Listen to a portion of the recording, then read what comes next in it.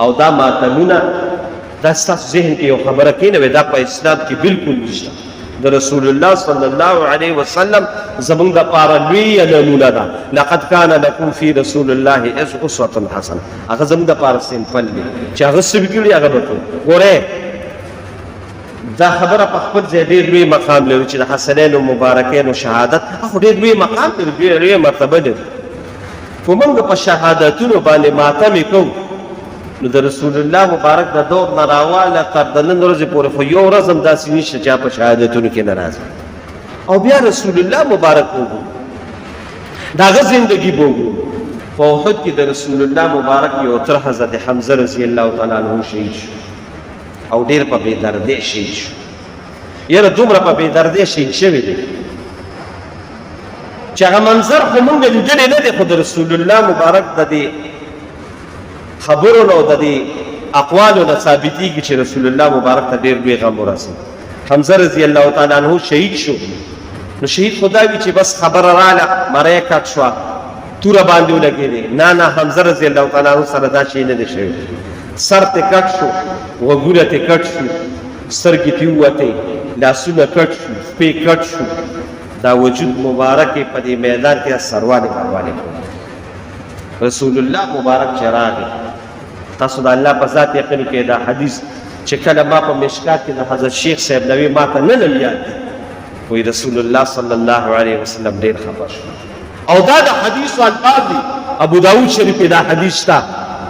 چې زما د دې کاکاجي د وجود دا ټوټې په دې ځمکه باندې دقه شان پرېږدي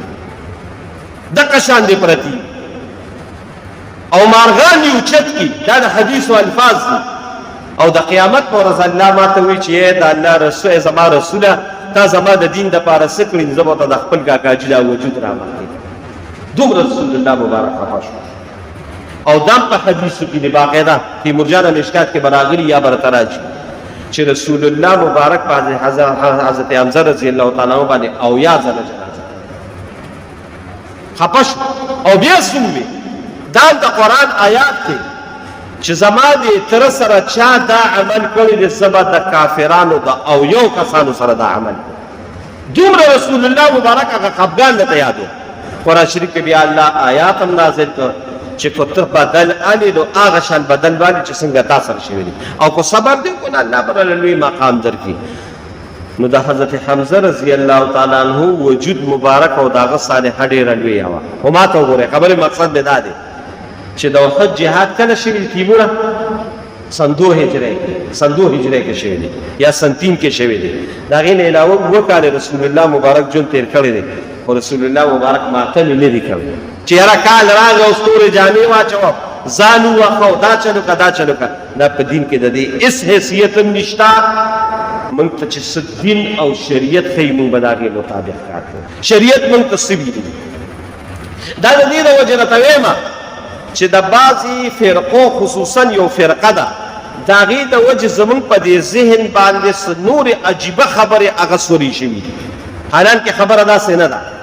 خبره به هغه کې هغه عمل به کوو چې کوم موږ ته الله د الله رسولو دین او شریعت وي عمل به هغه یو قبول عمل به هغه قبولي چې کوم موږ ته الله او د الله رسولو دین او شریعت ویلی دي او کو دین او شریعت او الله او رسول نه دی ویلی دا عمل مردود دی مردوده دا نامنظور دی نو هغه کارونه به کوو چې کوم موږ ته شریعت ویلي دي اوس په دې ورځې متعلق موږ ته شریعت څه ویلي دي اگر چې زموږ خو تاسو ته ووي چې دا دور د سوشل میډیا دی دا دور د میډیا دی زموږ ذهنونو ته خلکو نورې خبرې راچولي چې یاره دا شوري دا مقام د دې د وجې دی چې په دې ورځ حضرت حسین رضی الله تعالی عنه له الله د شهادت لوی مقام ورکړو بې شک دې کې شک نشته حضرت حسین رضی الله تعالی عنه ډېر لوی مقام لري ډېره لویه مرتبه لري او مقام او مرتبه مله بس هغه نور هر څه پرېږده چې رسول الله مبارک څه ویلي دي په خپل ځای لوی شان لري خو دا خبره صرف ذهن یا په سوچ کې کېده که نه چې حضرت حسین رضی الله تعالی عنه د رسول الله مبارک د وجود ټوټه وه د وجود ټوټه یې وه او د نبی علیہ السلام سره ډېر مینه او محبت نو دې کې شک نشته چې د حضرت حسین رضی الله عنه شان د لوی مقام دی خو زمونږ د ذهنونو کې او سوچ کې خلکو دا خبره راچولې ده چې د عاشورې دا ورځ الله مبارک کړې دا د حضرت حسین د وجې بېشکه حضرت حسین د وجې خو دا عاشورې مبارکې دا ورځ چې کله نه الله د اسمان او ځمکه پیدا کړي د هغې وخت نه دی لوی مقام دی د هغې وخت نه دا لوی مرتبه دا د حضرت حسین رضی الله تعالی عنه لوی شان دی چې الله وله دا ورځ ورکړي نور دا د مخکې نه نو زمونږ ذهنونو کې دا خبره راغلې ده چې بس دقه ده او په دې به مونږ ماتم کوو او تورې جامې زمونږ دا خلک عام خلک هم په دې ورځ تورو جامې نه اچوي اچولي به تورې جامې به واچوي او دغه شان ټیپونو دې چوټي ورکړې ده ګانو دې چوټي ورکړې ده په دې ورځ یې ګانې مورې دا ټول خرافات دي ګانې مخکې هم حرامي دي په دې ورځ هم حرامي دي هر قسمه جامې هر وخت یې اچولی شي دا شي پکې نشته چې دا یاره غم ورځ دی او د غم ورځ بیا په شریعت کې نشته صرف 3 ورځې دي چې یو استاد وفات شو د هغه په غم په راځي کې صرف 3 ورځې کېده او د یو ښځې خاوند ور شو نو دغه ښځه به 4 میاشتې او 10 ورځې غم کوي نور په شریعت کې ماتمونه دا بالکل نشته نو زمونږ په ذهنونو باندې دغه خبره نن سوره ده زمونږ عام خلک هم دا دغه کړی دی نه په دې ورځونو کې واده کوي نه دنګ او ټکور هغه اسم حرام دي خو دې ورځو کې بیا په یو اهتمام باندې کوي دا ټول خرافات دي نور چې موږ وایو د عاشورې نه دا دومره لوی مقام او مرتبه چې ورکړې شوې ده نو دا د دې د وجې ورکړې شوې ده چې په دې باندې یو عظیمه معرکه د اسلام شوې وه او په هغې کې د رسول الله صلی الله علیه و آله وسلم د خاندان نبوت 32 ګلونه چې په هغې کې سر تاج او د ټولو ګلونو هغه لوی ګل حضرت حسین رضی الله تعالی عنه شهادت مونته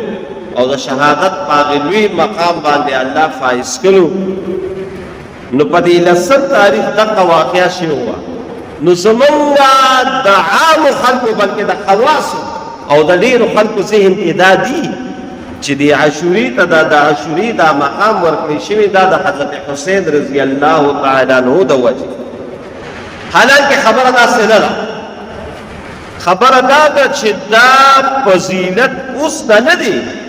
الله وی دا ما چې کله نه دا کائنات پیدا کړی دی دا هغې وخت نه دا فضیلت دی دا د رسول الله مبارک د دغې مبارک ګلونو خپل خصوصیتو خپل شانیو